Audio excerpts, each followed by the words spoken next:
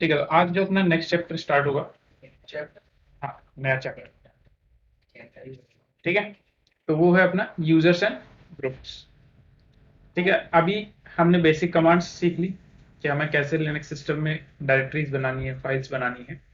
ठीक है, देन कैसे हमें डायरेक्टरीज को चेंज करना है, एक डायरेक्टरी से दूसरी डायरेक्टरी में जाना है, वो सब काम हमने कर लिए। अब हमें क्या करना है, कैसे यूजर्स बनाने हैं, कैसे ग्रुप्स बनाने हैं, ठीक है, वो सब हमें सीखना है। तो देखो, यूजर्स कितने तरीके के होते हैं, या उससे पहले बात करें यूजर क्या होता है। यूजर क्या होता है, व्हाट इज अ यूजर।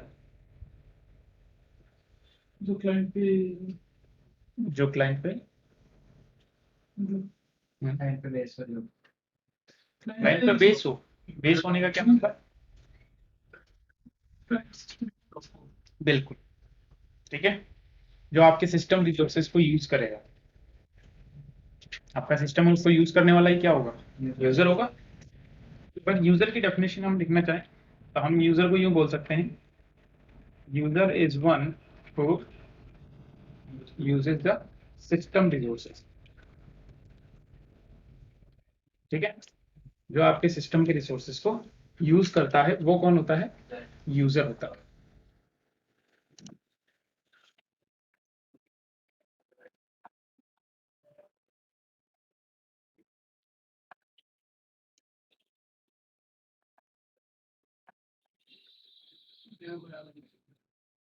ठीक है, जो सिस्टम के रिसोर्सेज को यूज करेगा वो कौन होगा, यूजर होगा। अब यूजर कितने तरीके के होते हैं, तो आपके लिनक्स सिस्टम में तीन तरीके के यूजर्स होते हैं।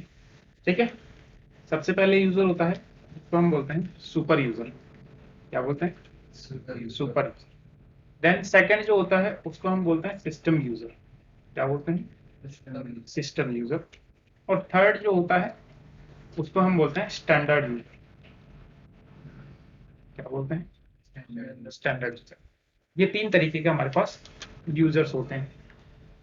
अब सुपर यूजर कौन होता है, अगर सुपर यूजर की बात करें तो सुपर यूजर कौन होता है, एडमिन, जिसके पास फुल परमिशंस होती हैं, जिसके पास सारी पावर्स होती हैं, वो आपके पूरे लिनक्स सिस्टम में कहीं भी कुछ भी कर सकता है, वो सुपर यूजर होता है। ठीक है, अब आपका सुपर यूजर क्या आप बनाते हो, विंडोज के अंदर जो एडमिन अकाउंट होता है क्या आप बनाते हो, अपने आप बनता है। ठीक है, वैसे ही लिनक्स में भी क्या होता है, जो आपका सुपर यूजर है, जो आपका रूट यूजर है, वो अपने आप बनता है बाय डिफॉल्ट। ठीक है, तो हम क्या बोलेंगे कि ये कब बनते हैं, क्रिएटेड ऑटोमेटिकली ड्यूरिंग इंस्टॉलेशन। ठीक है, इंस्टॉलेशन के टाइम पे ये ऑटोमेटिकली क्रिएट हो जाता है। देन अब लिनक्स सिस्टम में क्या होता है कि हर एक यूजर को उसके नाम से नहीं पहचाना जाता, हर एक यूजर को उसके नाम से आइडेंटिफाई नहीं किया जाता, उसको आइडेंटिफाई किया जाता है उसकी यूजर आईडी से। किससे आइडेंटिफाई किया जाता है, यूजर आईडी से। और जो आपका सुपर यूजर होता है उसकी जो यूजर आईडी होती है वो होती है 0। ठीक है, क्या यूजर आईडी होती है, 0। वेरीफाई करना है, जैसे अगर मुझे रूट यूजर का वेरीफाई करना है तो मैं लिखूंगा आईडी रूट।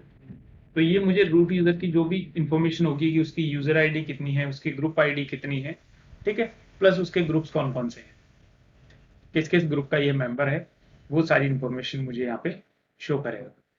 ठीक है, तो देखो इसकी यूजर आईडी कितनी है, 0 है। ठीक है, तो क्यों है, क्योंकि ये हमारा सुपर यूजर, ठीक है, ये हमारा एडमिन यूजर है जिसके पास सारी पावर। क्लियर हो, ओके। नेक्स्ट जो होते हैं हमारे सिस्टम यूजर्स होते हैं। सिस्टम यूजर्स कब बनते हैं, सिस्टम यूजर तब बनते हैं जब आपका सिस्टम या आप कोई सर्विस इंस्टॉल करते हैं।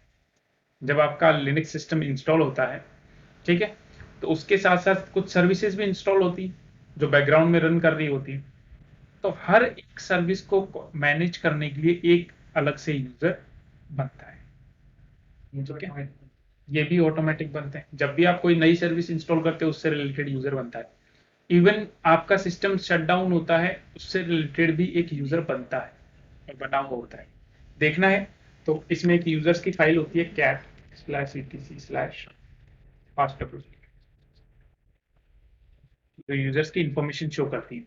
अगर इस फाइल में आप देखेंगे, थोड़ा सा प्रॉपरली विजिबल नहीं हो रहा, विजिबल है तो यहाँ पे देखो, देख रहे हो किस नाम से बना हुआ है? शटडाउन के नाम से। मतलब सर हर चीज की अलग कोई बिल्कुल User- यूजर्स बने हुए हैं, ठीक है। और आपका रूट यूजर देखो बना हुआ है। ऐसे ही हमने एक कुछ और यूजर्स बनाए थे जैसे JICS, ठीक है, राजकुमार, सरस, पीयूष, संजय, ये सारे ठीक है। तो हर एक यूजर की इंफॉर्मेशन यहाँ पे होती है। तो आप देख रहे हो कि हर एक काम के लिए क्या हो रहा है यहाँ पे, ये देखो, ये मेल के लिए है, ये गेम्स के लिए है, ये FTP के लिए है। इस तरीके से हर चीज के लिए यहाँ पे यूजर्स बने हुए हैं। अब आप अपने सिस्टम यूजर्स को कैसे आइडेंटिफाई करेंगे? ठीक है, नाम से अगेन आप आइडेंटिफाई नहीं कर पाएंगे, ठीक है, नाम से तो आप फिर से भी आइडेंटिफाई नहीं कर पाएंगे। तो कैसे आइडेंटिफाई करेंगे? आपके जो सिस्टम यूजर्स होते हैं, ठीक है, आपके जो सिस्टम यूजर्स होते हैं उनकी जो यूजर आईडी होती है 1 to 999 होती है। कितनी होती है? तो यानी अगर 999 तक कोई यूजर आईडी है तो वो किस तरह का यूजर है? सिस्टम यूजर है, ठीक है। चलो वेरीफाई करते हैं। तो देखो यहाँ पे जैसे ये बिन, हमारी बिन डायरेक्टरी होती है जहाँ पे कमांड्स होती हैं, उसके लिए भी यूजर बना हुआ, उसकी यूजर आईडी कितनी है देखो 1 है। अगेन डेमन के लिए 2 है, ADM के लिए 3 है, LP 5, ठीक है। और ऐसे करके आप देखोगे कि इसमें 999 भी एक आईडी होगी, ठीक है। ये तो 998 हो गई, इसमें 999 भी होगी।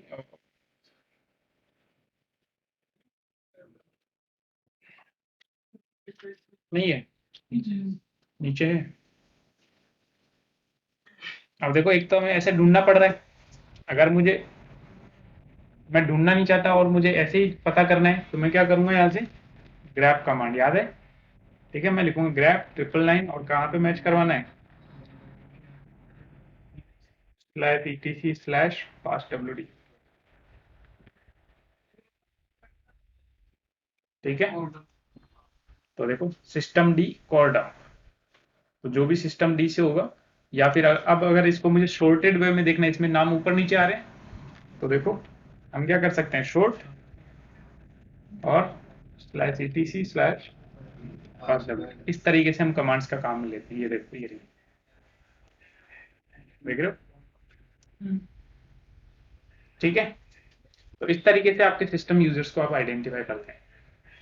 अब इसमें ऐसा नहीं है कि 1 से लेके 999 तक सारे के सारे ऑलरेडी बने हुए हैं, नहीं है, कुछ उसमें पेंडिंग भी है, कुछ मिसिंग भी है। वो किसके लिए है कि आप कोई नई सर्विस इंस्टॉल करोगे तो उनको वो नंबर असाइन होंगे, ठीक है। देन उसके बाद नेक्स्ट जो हमारे यूजर्स आते हैं, कौन से यूजर्स आते हैं? स्टैंडर्ड यूजर्स आते हैं, यानी वो यूजर्स जो हम लॉग इन करके सिस्टम को यूज करते हैं, ठीक है। आपके लिए ये कभी भी रिकमेंडेड नहीं होता कि आप सुपर यूजर को लॉग इन करके काम करें, ठीक है। ये एक सिक्योरिटी कंसर्न है। क्यों? क्योंकि आप पासवर्ड डाल रहे हो ना सिस्टम में, ठीक है, तो हो सकता है कोई उसको देख रहा हो, कैप्चर कर रहा हो, तो सुपर यूजर को आपको कभी भी लॉग इन नहीं करना चाहिए, ठीक है। आपको सारा काम कहाँ से करना चाहिए? स्टैंडर्ड यूजर से। और या फिर किससे करना चाहिए? आप जब लिनक्स सिस्टम को इंस्टॉल करते हैं तो एक सेकेंडरी यूजर आप बनाते हैं, वो यूजर बाय डिफॉल्ट क्या होता है? एडमिन होता है। हमने चेक किया था ना, मैक दिस यूजर एडमिनिस्ट्रेटर, ठीक है। तो आप उससे काम कीजिए क्योंकि उसके पास भी एडमिन की पावर्स हैं, लेकिन सारी पावर्स नहीं है, ठीक है। उसको परमिशन लेनी है किससे? एक्चुअल जो हमारा सुपर यूजर है उससे परमिशन लेके वो काम करता है। आप सारे काम सेम तरीके से कर पाओगे, नो डाउट, लेकिन आपकी सिक्योरिटी थोड़ी सी बढ़ी हुई रहेगी। क्यों? क्योंकि आपके सुपर यूजर के पासवर्ड वो किसी को पता नहीं चलेंगे, ठीक है। और उससे क्या होगा? आपका जो एडमिन आप जिसको दूसरा बना रहे हो वो भी आपके सिस्टम वाइड चेंजेस नहीं कर सकते, उसको भी परमिशन लेनी पड़ती है। तो आपको पर्टिकुलर काम के लिए सिर्फ सुपर यूजर के पासवर्ड डालने पड़ेंगे, बाकी लॉगिन आपको नहीं करना पड़ेगा। क्लियर हुआ? तो आपके स्टैंडर्ड यूजर्स कौन से यूजर्स होते हैं? वो यूजर्स जो नॉर्मल यूजर्स जिनको आप बोल सकते हो, जो डेली के लिए उसको काम में लेके यूज करते हैं। ठीक है, अब उनको आप कैसे आइडेंटिफाई करेंगे? उनकी जो यूजर आईडी होगी वो 1000 to 60,000 होगी। ठीक है, उनकी यूजर आईडी कितनी होगी? 1000 to 60,000। ये बाय डिफॉल्ट रेंज है, या फिर आप कह सकते हो आप इतने यूजर्स लिनक्स में बना सकते हो। कितने? 60,000। बनाने में लोग सीखते कराने ठीक है, समझ में आया? अब स्टैंडर्ड यूजर्स हमारे जो सॉरी सुपर यूजर हैं एंड सिस्टम यूजर्स हैं, उनको कौन बनाता है? वो अपने आप बनते हैं, उनको आप क्रिएट नहीं करते हो। ठीक है, उनको आप क्रिएट नहीं करते। सुपर यूजर वो ऑटोमेटिक बनेगा, सिस्टम यूजर जैसे जैसे आप सर्विस इंस्टॉल करते जाओगे वैसे बनते जाएंगे। हाँ, हम एक स्टैंडर्ड यूजर जब बनाने जा रहे हैं तो हम उसको एक सिस्टम यूजर बना सकते हैं, यानी यूं कह सकते हो कि सिस्टम यूजर आप क्रिएट कर सकते हो लेकिन सुपर यूजर आप क्रिएट नहीं कर सकते। ठीक है, और देन स्टैंडर्ड यूजर कौन क्रिएट करेगा? वो हम करेंगे। किसकी पावर से? सुपर यूजर की पावर से। क्लियर हुआ? अब ये जो चीजें मैंने बताई है कि इसकी यूजर आईडी ये होती है, किस यूजर की यूजर आईडी क्या होगी, जैसे अगर अभी यहां देखोगे तो ये देखो, जो पहला यूजर हमारा बना था GICS, उसकी यूजर आईडी कितनी है? 1000। उसके बाद मैंने जब बनाया 1001, उसके बाद जब बनाया 2 3 4। ठीक है, तो होता क्या है, जब भी आप एक यूजर क्रिएट करते हैं, ठीक है, जब भी आप एक यूजर क्रिएट करते हैं तो उसकी दो चीजें क्रिएट होती है। पहला, उसकी होम डायरेक्टरी। क्या क्रिएट होता है? उसकी होम डायरेक्टरी क्रिएट होती है। वो कहां क्रिएट होती है? स्लैश होम के अंदर। क्यों? क्योंकि स्टैंडर्ड यूजर्स की होम डायरेक्टरी कौन सी है? Slash home. ठीक है, देन उसके बाद एक चीज जो क्रिएट होती है वो होती है उनकी मेल बॉक्स फाइल। क्या क्रिएट होती है? मेल बॉक्स फाइल, यानी उससे रिलेटेड जो भी मैसेजेस आ रहे हैं, मेल्स आ रही है, लॉग्स आ रही है, वो सारी कहाँ स्टोर होंगी? मेल बॉक्स फाइल में। ठीक है, वो कहाँ होती है? स्लैश वॉर स्पूल मेल, और उसके बाद जो भी यूजर है उसके नाम से होगी। ठीक है, इस पर्टिकुलर डायरेक्टरी में उसकी मेल बॉक्स फाइल होती है। जैसे देखो, हमने कुछ यूजर्स क्रिएट किए हुए हैं। अब अगर मुझे देखना है कि यूजर्स कौन कौन से हैं तो मैं होम डायरेक्टरी चेक कर लूंगा, तो वहां पे जिस जिस यूजर की होम डायरेक्टरी होगी वहां से मुझे पता लग जाएगा कि ये यूजर्स यहाँ पे बने हुए हैं। ठीक है, तो देखो मैंने लिखा ls/home, तो यहाँ पे मुझे पता लगा कि कौन कौन से यूजर्स हैं। JICS है, पीयूष है, राजकुमार है, संजय और सरस है। ठीक है, अब अगर इनकी मेल बॉक्स फाइल चेक करनी है तो मुझे कहाँ चेक करना है? ls/war spool मेल, और यहाँ पे देखो सभी की मेल बॉक्स फाइल्स बनी हुई है। ठीक है, ये समझ में आया? अब जब एक यूजर बनता है तो हमने बोला दो चीजें बनती है। क्या क्या? उसकी home directory, mail box file. एक चीज और क्रिएट होती है, वो हम ग्रुप वाले चैप्टर में पढ़ने वाले थे, लेकिन अभी इंट्रोडक्शन के लिए बता देता हूँ कि होम डायरेक्टरी होगी, मेल डायरेक्टरी होगी, प्लस एक ग्रुप भी बनेगा।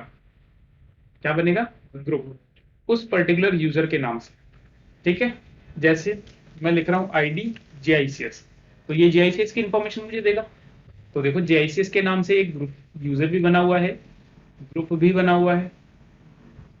ठीक है, और देखो यूजर आईडी भी सेम है, ग्रुप आईडी भी सेम। ऐसे ही बाकी सारे यूजर्स की चेक कर सकते हैं। तो देखो जैसे मैंने लिखा ID और फॉर एग्जांपल पीयूष सेम है, मैं लिखता हूं ID राजकुमार। ठीक है, तो उस पर्टिकुलर यूजर के नेम से एक यूजर भी बनेगा और ग्रुप भी बनेगा। उसके साथ साथ उसकी होम डायरेक्टरी भी बनेगी, जो कि कहां पे बनेगी? स्लैश होम के अंदर। मेल बॉक्स फाइल बनेगी, वो कहां बनेगी? Slash var spool and mail के अंदर। क्लियर हुआ? अब जब भी आप एक यूजर बना रहे हो तो दो फाइल्स मॉडिफाई होती है। कितनी फाइल्स मॉडिफाई होती हैं? दो। वैसे तो ज्यादा होती है, 4 फाइल्स होती हैं एग्जैक्टली, लेकिन 2 ग्रुप वाली होती है तो उनको हम ग्रुप वाले चैप्टर में पढ़ेंगे। अभी यूजर्स के केस के लिए मैं सिर्फ आपको 2 बता रहा हूँ, ठीक है। पहली फाइल /etc/fastwd जो अभी हम चेक कर रहे थे, इस फाइल में क्या इंफॉर्मेशन होती है? इसमें यूजर डिटेल्स होती है। क्या होती है? यूजर की डिटेल्स होती है, ठीक है। अब यूजर की डिटेल्स से हम क्या बात करना चाह रहे हैं? देखो, यूजर की डिटेल्स का हमारा यहां से मतलब है कि वहां पे यूजर नेम होगा, ठीक है, उसके बाद उसमें पासवर्ड होगा, और पासवर्ड के लिए इस फाइल में हमेशा क्रॉस ही लगा, ठीक है, शो नहीं होगा। देन उसके बाद पासवर्ड आ गया, उसके बाद उसकी यूजर आईडी आएगी, उसके बाद क्या होगा? यूजर आईडी होगी, देन ग्रुप आईडी होगी, ठीक है। ग्रुप आईडी के बाद कमेंट होगा, कमेंट के बाद उसकी होम डायरेक्टरी होगी, और होम डायरेक्टरी के बाद क्या होगा? उसका शेल होगा, ठीक है। अब देखो, शेल शेल आपका ये डिफाइन करता है कि वो पर्टिकुलर यूजर कौन कौन सी कमांड्स चला सकता है। तो जनरली हमारी सारी कमांड्स कहाँ होती है? बिन में होती है, तो बिन वाली कमांड्स हर कोई चला सकता है। तो जितने भी आपके यूजर्स होंगे जो हम बनाएंगे, उन सभी की जो होम शेल होगी वो क्या होगी? बिन बैश होगी, ठीक है। तो देखो, ये चीजें मैं वेरीफाई करवा देता हूं। जैसे अब यहाँ पे सिर्फ एक यूजर का आउटपुट ले लेते हैं हम, किसी भी एक यूजर का। तो मैं क्या कर रहा हूँ, सारा डेटा देखने के बजाय ग्रैप gics और कौन सी फाइल, सॉरी etc/fastwd, ठीक है। तो देखो, सबसे पहले क्या आ रहा है? यूजर नेम, देन पासवर्ड के लिए हमेशा क्रोसी आएगा चाहे कोई सा भी यूजर हो, ठीक है। देन यूजर आईडी आ रहा है, ग्रुप आईडी आ रहा है, कमेंट आ रहा है, देन उसकी होम डायरेक्टरी आ रही है, और फाइनली उसकी शेल आ रही है, ठीक है। तो अगर आप ऊपर देखेंगे तो हमारे जितने भी यूजर्स हमने बनाए थे, ये देखो, bin bash, bin bash, bin bash, bin bash, ठीक है। इवन रूट यूजर भी देख लो, ठीक है। ये फाइल समझ में आई, इसमें क्या क्या डिटेल्स होती है। देन हमारे पास एक फाइल और मॉडिफाई होती है यहाँ पे, जो होती है /etc/shadow। कौन सी फाइल? /etc/shadow। अगर इस फाइल की बात करें तो इसमें सिक्योर इंफॉर्मेशन होती है। क्या होती है? या हम कहें password related information, user password related information, वो कहां होती है? आपकी शैडो वाली फाइल में होती है। अब पासवर्ड रिलेटेड इंफॉर्मेशन से क्या मतलब है? अगर एक एग्जांपल लें हम, जैसे मैं JICS यूजर को यहां से फिर से चेक करता हूं, ग्रैब शैडो, तो देखो कुछ इस तरीके की डिटेल्स इसमें होती है, ठीक है। हाँ, तो यहाँ पे क्या क्या चीजें होंगी? सबसे पहले होगा यूजर नेम, जो कि क्या लिखा हुआ आ रहा है? JICS लिखा हुआ आ रहा है। देन उसके बाद यहाँ पे होगा पासवर्ड, ठीक है। अब पासवर्ड के लिए क्या होगा? जैसे मान के चलो, अगर पासवर्ड नहीं लगा हुआ है तो एक्सक्लेमेशन मार्क आएगा। क्या आएगा? एक्सक्लेमेशन मार्क आएगा। अगर पासवर्ड शो कर रहा है, इसका मतलब प्लेन टेक्स्ट पासवर्ड लगे, और अगर इस फॉर्म में आ रहा है, अगर इस फॉर्म में आ रहा है, इसका मतलब एनक्रिप्टेड पासवर्ड है, ठीक है। तो अभी कौन सा पासवर्ड लगा हुआ है? एनक्रिप्टेड पासवर्ड लगा हुआ है, क्लियर। देन इसके बाद जो आएगा नेक्स्ट, वो आएगा लास्ट पासवर्ड चेंज। क्या आएगा? अब यहां पे जो चीज आएगी वो क्या आएगी? यहां पे एक नंबर आएगा, ठीक है। जैसे 10,000, 20,000, तो वो नंबर क्या होता है? वो नंबर, जैसे एक एग्जांपल यहाँ पे पहले ले लेते हैं, इसको तो कॉपी कर लेते हैं ताकि दोबारा पेस्ट नहीं करना पड़े, ठीक है। और यहाँ पे एक दूसरे यूजर का दिखा देता हूँ मैं, जैसे राजकुमार का देख लेते हैं।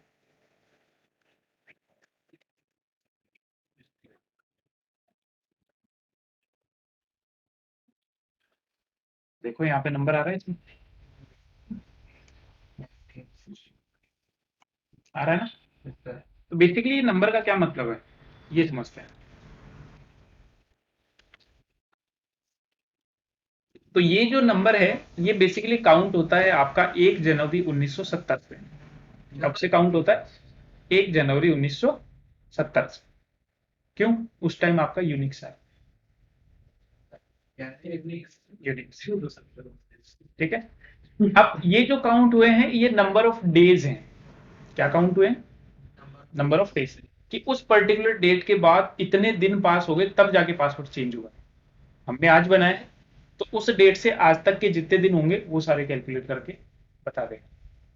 ठीक है। जैसे यहां पे कितने आ रहे हैं? 19165। अगर मैं आज एक यूजर क्रिएट करता हूं, चलो आज एक यूजर क्रिएट करता हूं, और अगर इसके लिए चेक करते हैं ग्रैप राम, पहले इसके पासवर्ड सेट कर लेते हैं, नॉर्मली कर लेते हैं।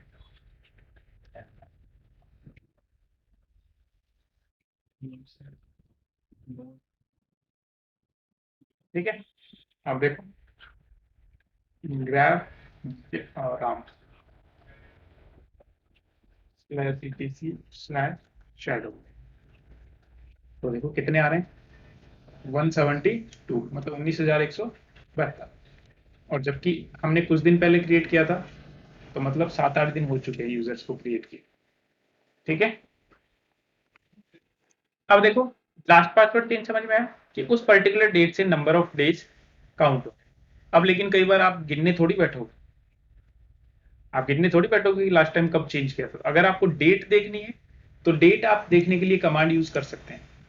जैसे यहाँ पे देखो 19,172 आ रहा है, तो अगर आपको ये चेक करना है तो आप लिखेंगे सॉरी CHAGE, चेंज एज, ठीक है।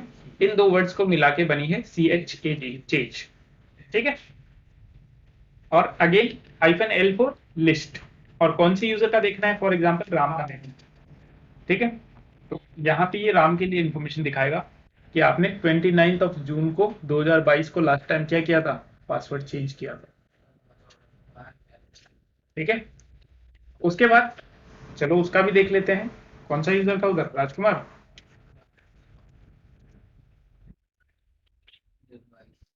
7 दिन का डिफरेंस ही आ रहा था, है कि नहीं? वहां पे 165 था और यहाँ पे 172 है। ठीक है। तो इस तरीके से आप उस चीज को चेंज कर सकते हो। समझ में आया? देन ये तो हो गया लास्ट पासवर्ड चेंज। नेक्स्ट ये जो होता है ये मिनिमम पासवर्ड एज होती है। क्या होती है? मिनिमम पासवर्ड एज, शॉर्ट में लिखते हैं मिनिमम पासवर्ड एज। अब मिनिमम पासवर्ड एज का क्या मतलब है? मिनिमम पासवर्ड एज का ये मतलब है कि जैसे मान के चलो इस यूजर के पासवर्ड चेंज हो गए, ठीक है, अब कितना टाइम पास होना चाहिए उसके बाद वो चेंज कर सकता है। यानी यहाँ पे जो भी ड्यूरेशन हमने दी होगी उस पर्टिकुलर ड्यूरेशन में वो चेंज नहीं कर पाएगा। फॉर एग्जाम्पल अगर मैंने यहाँ पे 2 दिन लिख दिए, अगर यहाँ पे वैल्यू होती 2, तो इसका मतलब अगर मैंने आज पासवर्ड चेंज किए हैं तो मैं 2 दिन तक पासवर्ड चेंज नहीं कर पाऊंगा। ये होती है मिनिमम पासवर्ड एज, कि उतना टाइम तो कम से कम निकलना ही चाहिए तब जाके आप पासवर्ड दोबारा चेंज कर पाओगे। ठीक है। देन इसके नेक्स्ट होती है मैक्सिमम पासवर्ड एज। ये क्या होती है? Maximum password age. Maximum password age का मतलब कि आपके पासवर्ड इतने दिन के बाद एक्सपायर हो जाए। ठीक है। आपके जो पासवर्ड है वो इतने दिन के बाद एक्सपायर हो जाएंगे। तो अगर इनको कैलकुलेट करोगे तो ये अराउंड 275 साल के समथिंग आएगा। ठीक है। इतने दिन बाद आपके पासवर्ड क्या आप ही एक्सपायर हो जाएंगे। ठीक है। देन उसके बाद नेक्स्ट जो फील्ड आता है वो आता है हाँ? बता के जाना, वो जो वसीयत वगैरह चीजें होती है ना बाद में चलती हैं। मैं बता के जाना। हाँ, ये एक्सपायर हो रहे हैं नहीं हो रहे हैं, ठीक है। देन नेक्स्ट जो फील्ड है जिसमें 7 लिखा हुआ है, उसका क्या मतलब है? वो है आपका वार्निंग लेबल। वो है आपका वार्निंग लेबल। अच्छा, मैंने लिखा नहीं है यहाँ पे ना। तो इसके बाद हो गया मैक्सिमम पासवर्ड एज, ठीक है। देन मैक्सिमम पासवर्ड एज के बाद क्या है? Warning label. Warning label, warning label. अब वार्निंग लेबल का क्या मतलब है? वार्निंग लेबल का ये मतलब है कि जैसे मान के चलो आपके पासवर्ड एक्सपायर होने वाले हैं, ठीक है। फॉर एग्जांपल आपके पासवर्ड एक्सपायर होने वाले हैं, तो आपके पासवर्ड एक्सपायर होने से कितने दिन पहले आपको वार्निंग मिलना चाहिए? तो वो कितने दिन पहले मिलेगी बाय डिफॉल्ट? आपको 7 दिन पहले। यानी 7 दिन पहले आपके सिस्टम पे वार्निंग आ जाएगी कि आपके पासवर्ड एक्सपायर होने वाले हैं, आप उनको चेंज कर लें, ठीक है। देन इसके नेक्स्ट फील्ड ब्लैंक है। ये जो ब्लैंक फील्ड है, ये किसके लिए होता है? ये इनएक्टिव पीरियड के लिए होता है। इनएक्टिव पीरियड के लिए, जैसे कि मान के चलो वार्निंग आई थी, आपने ध्यान नहीं दिया, ठीक है, और आपके पासवर्ड क्या हो गए? एक्सपायर हो गए। तो अब कितने दिन बाद आपका अकाउंट एक्सपायर हो, या कहें आपका अकाउंट जो है वो डिसेबल कंडीशन में चला जाएगा। तो आपके पासवर्ड एक्सपायर होने के बाद और अकाउंट के डिसेबल होने के बीच की जो ड्यूरेशन होगी वो क्या होगा? आपका इनएक्टिव पीरियड। यानी उस ड्यूरेशन में आपका जो अकाउंट रहेगा वो क्या रहेगा? डिसेबल रहेगा, इनएक्टिव स्टेट में रहेगा। उसके बाद डिसेबल हो जाएगा। क्लियर? देन फाइनल जो लास्ट फील्ड आता है वो है आपकी एक्सपायरी डेट, आपके अकाउंट की एक्सपायरी डेट। तो बाय डिफॉल्ट ये दोनों ब्लैंक है, मतलब अनलिमिटेड। बाय डिफॉल्ट ये दोनों ब्लैंक है, मतलब अनलिमिटेड, ठीक है। यहां तक कोई भी डाउट? ठीक है, वार्निंग लेवल हो गया, देन इनएक्टिव पीरियड हो गया, और फाइनली एक्सपायरी डेट हो गई। इनएक्टिव हो जाएगा, पासवर्ड यूज करेंगे तो एक्टिव हो जाएगा? नहीं होगा, पासवर्ड तो एक्सपायर हो चुका। अब एडमिन यूजर को आना पड़ेगा बीच में। डिसेबल हो गया तो कह रहा हूँ ना, एडमिन यूजर को आना पड़ेगा, फिर एडमिन ही कर सकता है, दूसरा कोई नहीं कर सकता। हाँ, हो जाएगा, लेकिन कौन करेगा? एडमिन जैसे ही पासवर्ड चेंज करेगा, अगेन वो लिमिट सेम हो जाएगी। लास्ट पासवर्ड चेंज हुआ, और बाकी सारी चीजें उस पर डिपेंड करती हैं, तो सारी चीजें ऑटोमेटिकली चेंज हो जाएंगी। एक्सपायरी में क्या? तो एक्सपायरी भी तो चेंज हो जाएगी ना। अभी तक तो एक्सपायरी हो गई तो आपका अकाउंट डिसेबल हो गया। अरे नया नहीं बनाना पड़ेगा, अकाउंट डिलीट थोड़ी होगा, डिसेबल ही तो होगा। एडमिन यूजर जाएगा और एक्सपायरी डेट को चेंज कर देगा, बस अकाउंट अगेन एक्टिव, ठीक है। ठीक है, ये चीजें समझ में आई सारी? ओके।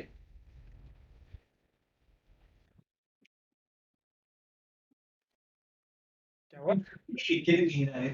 अच्छा, नींद आ रही थी। नींद आएगी तो फिर नींद ही आएगी, इसमें समझ में भी नहीं आया। लिनक्स ऐसी है। ये फाइल समझ में आई? ठीक है।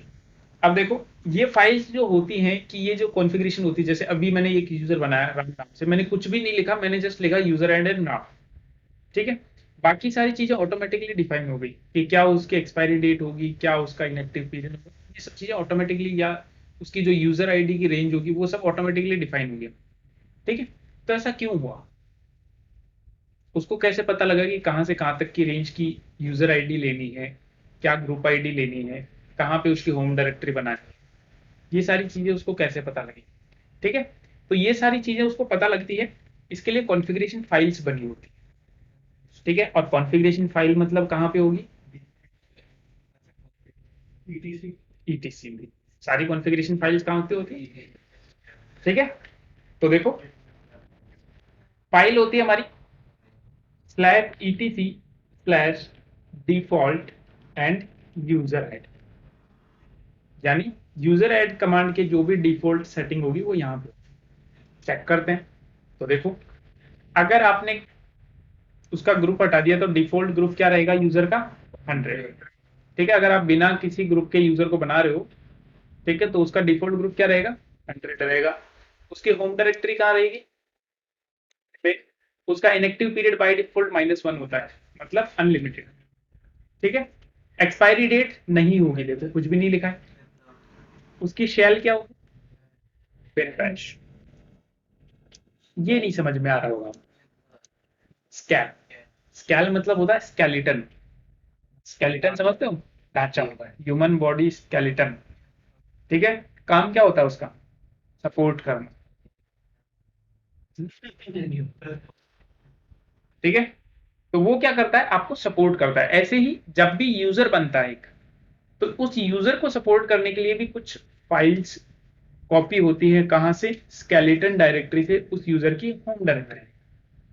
ठीक है, तो सबसे पहले तो हम ये चेक करते हैं कि स्केलेटन डायरेक्टरी में है क्या। तो देखो कैसे चेक करेंगे। हाँ, etc स्केल ls, ls करेंगे ना, कंटेंट ही तो चेक करना है डायरेक्टरी का। ठीक है, तो मैंने किया ls/etc/scale, खाली। तो इसका मतलब तो कुछ सपोर्ट भी नहीं कर रहा होगा, है फिर स्केलेटन हुआ का। तो बताओ, क्या इसका मतलब ये है कि स्केलेटन है ही नहीं? नहीं, बात तो यही है ना। बात तो यही है, और बात मतलब बात सही है तो मतलब जगह भी सही है। तो फिर, तो मुझे ये बताएं, क्या आपको आपका स्केलेटन दिखता है? नहीं दिखता ना। वैसे ये फाइल्स कैसे दिखेंगी, बिल्कुल हिडन होगी। और हिडन फाइल्स को कैसे चेक करेंगे?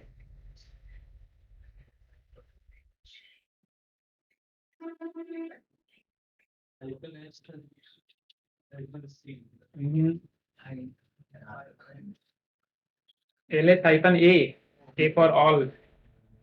ठीक है,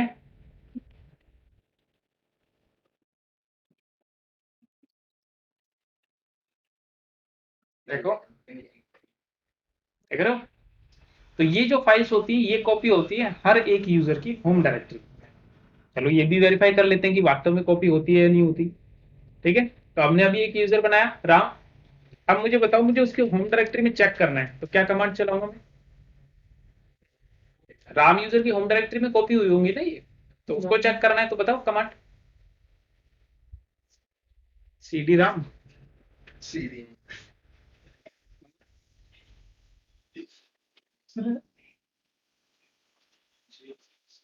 ls चलो pwd करके बता देता हूँ मैं कहाँ काम कर रहा हूँ।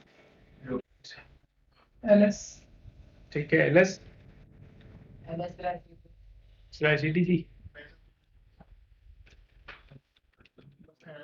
चलो आपकी थोड़ी सी और हेल्प कर देता हूँ मैं। grab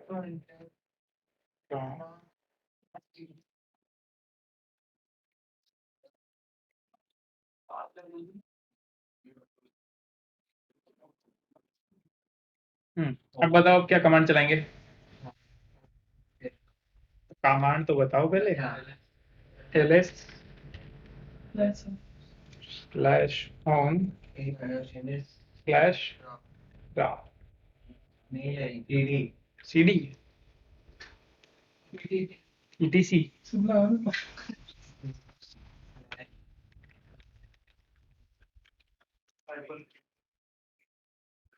हाँ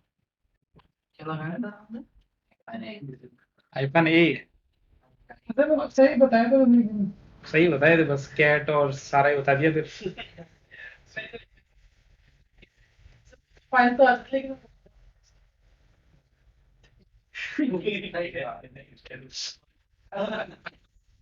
सही बात।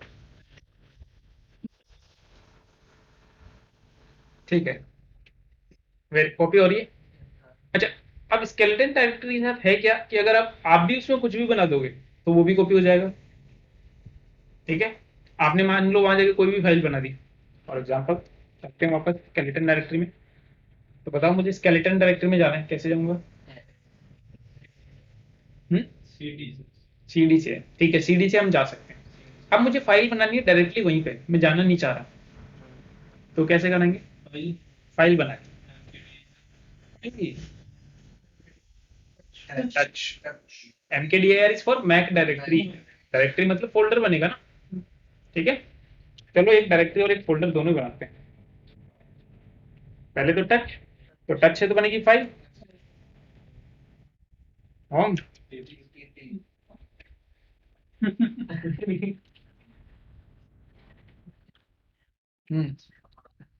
ठीक है और बना दिया यहाँ पे फाइल ठीक है और एक डायरेक्टरी बना देते हैं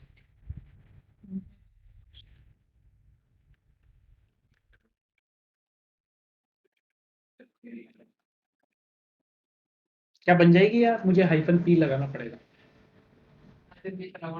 हाइफन पी तो लगाना ही पड़ेगा नहीं सर नहीं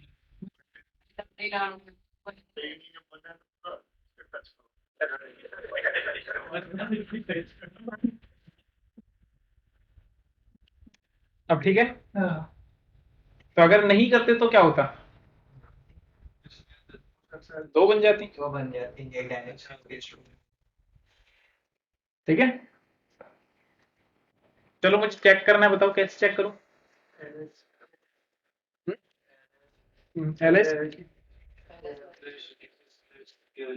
ls etc/scale बन चुकी है तो अब अगर मैं नया यूजर बनाऊंगा तो ये भी कॉपी होनी चाहिए क्योंकि स्केलेटन डायरेक्टरी में है तो देखो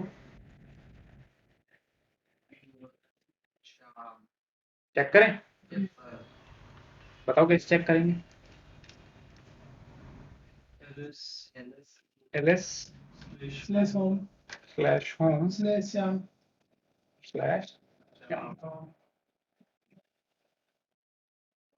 ठीक है तो स्केलेटन डायरेक्टरी में जो भी कुछ होगा वो सारा कुछ कॉपी हो जाएगा उस यूजर की होम डायरेक्टरी में अगर आप ls-a करोगे तो आप देखोगे कि वो जो फाइल्स है बाकी की 4 वो भी आएंगे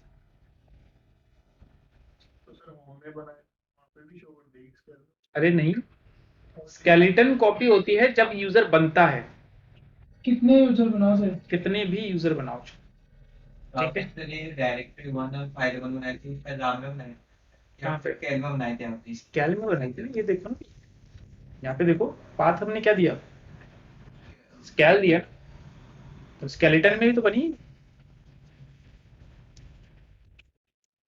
क्लियर हुआ कोई डाउट ठीक है अब एक फाइल और होती है ये तो सिर्फ क्या बता रही है अगर इस पर्टिकुलर फाइल की बात करें तो ये तो expiry date inactive period home directory ये सब चीजें बता रही है लेकिन ये यूजर आईडी की रेंज जो मैंने आपको बताई है जैसे 1 से कितनी होनी सॉरी 1000 से 60,000 तक होनी चाहिए ये कहाँ पे है तो ये जो होती है ये होती है कहाँ पे देखो ये विम से मैं बता देता हूँ विम सॉरी /etc/login.dex मतलब लॉगिन डिफॉल्ट्स इस फाइल में ये सारी एंट्रीज होती है देखो अगर इसको थोड़ा सा स्क्रॉल डाउन करेंगे तो देखो मेल डायरेक्टरी कहाँ बनेगी ठीक है देन उसके बाद थोड़ा सा और नीचे आते हैं और मैक्सिमम पासवर्ड सभी के यही सेट थे मिनिमम पासवर्ड यही सेट थे वार्निंग यही सेट था ठीक है और देखो यहाँ पे आप पढ़ भी सकते हो इसके बारे में कि मैक्सिमम पासवर्ड इसका क्या मतलब maximum number of days a password में भी यूज उसके बाद वो पासवर्ड यूज नहीं होगा मिनिमम पासवर्ड का मतलब है minimum number of days allowed between password changes ठीक है कि पासवर्ड चेंजेस के करने के बीच में इतने डेज तो निकलने चाहिए देन मिनिमम पासवर्ड लेंथ भी आप सेट कर सकते हो कि कम से कम इतनी लेंथ का पासवर्ड होना चाहिए वो बाय डिफॉल्ट सेट नहीं होता है ठीक है देन वार्निंग एज का क्या मतलब है number of days warning given before a password expire होने के कितने दिन पहले आपको वार्निंग यहाँ पे मिलेगी यूजर आईडी मिनिमम क्या होगी और ग्रुप मैक्सिमम यूजर आईडी क्या होगी और सिस्टम यूजर की देखो 201 से 1999 ठीक है देन सब यूजर आईडी मैक्सिमम ये बहुत लंबा नंबर हो जाएगा ठीक है अगेन ग्रुप आईडी भी देखो सेम नंबर से है सारी चीजें सेम है मैच कर रही है यूजर से। तो इसीलिए क्या होता है, जिस नेम से यूजर बनता है सेम नेम से सेम आईडी से क्या बनता है, आपका ग्रुप भी बनता है। ठीक है, तो यूजर्स के बारे में ये सब समझ में आया। अब यूजर्स के मैनेजमेंट के लिए हम क्या करते हैं, 3 कमांड्स का यूज करते हैं। कितने कमांड का यूज करते हैं, 3। एक कमांड होती है जिससे हम यूजर्स को ऐड करते हैं, ठीक है। दूसरी होती है जिससे हम यूजर्स को मॉडिफाई करते हैं, यूजर यानी जो यूजर्स बने हुए हैं ऑलरेडी उनको मॉडिफाई करेंगे। और जो थर्ड कमांड आपकी होगी उसके थ्रू हम क्या करेंगे, उसके थ्रू हम यूजर्स को डिलीट करेंगे। यानी यूजर को ऐड करने के लिए, यूजर को मॉडिफाई करने के लिए और यूजर को डिलीट करने के लिए सबके लिए सेपरेट कमांड से। ठीक है, कौन सी कमांड से, टाइम हो गया, कोई बात नहीं। यूजर ऐड ये किस काम में आएगी, टू ऐड न्यू यूजर्स, नए यूजर ऐड करने के लिए ये कमांड काम में आएगी। देन सेकंड कमांड होती है user mod, to modify existing users. ठीक है, जो यूजर्स पहले से बने हुए हैं उसको मॉडिफाई करने के लिए, चाहे उसका नाम चेंज करना हो, चाहे उसका कमेंट चेंज करना हो। ठीक है, ये सब टास्क हम उस पर कर सकते हैं। देन फाइनली आती है यूजर डेल, जिससे हम क्या करेंगे, to delete a user, existing user. ठीक है, क्लियर हुआ। तो कल हम इन कमांड्स को देख लेंगे। क्लियर हुआ। तो आज जो बताया समझ में आया, यूजर्स की इंफॉर्मेशन, इससे रिलेटेड नोट्स जो होंगे मैं आपको भेज दूंगा, तो आप उसके एक बार गो थ्रू और कर लें। ठीक है।